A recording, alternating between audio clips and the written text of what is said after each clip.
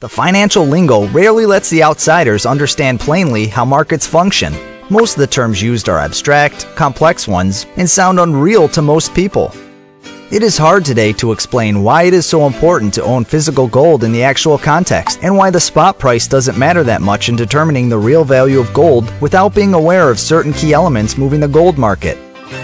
And it is of the utmost importance to understand some of those elements, if one is to be able to support a seemingly discouraging volatility.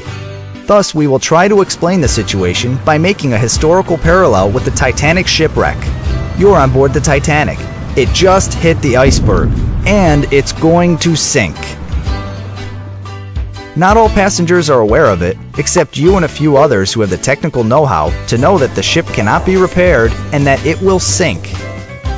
The situation being so compelling, you belong to those who fully understand the importance of owning a lifeboat. But for the moment, the value of your lifeboat isn't perceived as being extremely high by the other passengers because most of them are convinced that a ship like the Titanic cannot be shipwrecked. The spot price of your lifeboat on the bridge of the Titanic has gone up since hitting the iceberg, but it has not reached its maximum value because most passengers cannot believe the ship is sinking. But since you know what is going to happen, you're not really worried with the spot price of your lifeboat, especially because you know that the staff members are lying when they're telling the passengers that there are lifeboats for everyone, and not to worry.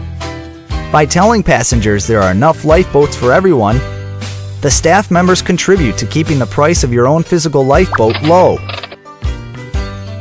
But you know that those lifeboats do not exist, and that the value of your actual physical lifeboat is much greater than its spot price on the bridge of the Titanic, or than the value of certificates given by staff members to passengers and claiming lifeboat delivery promise.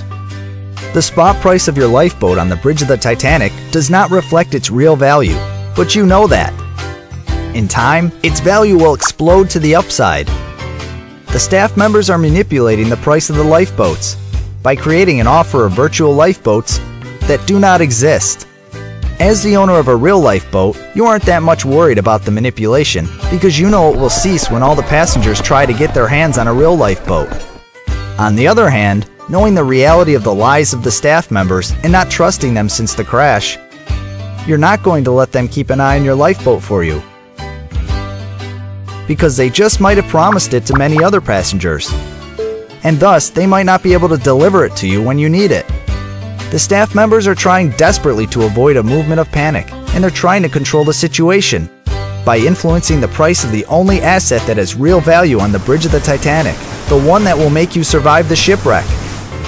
Of course, this parallel is simple, it was meant so, but it gives a clear explanation of the situation.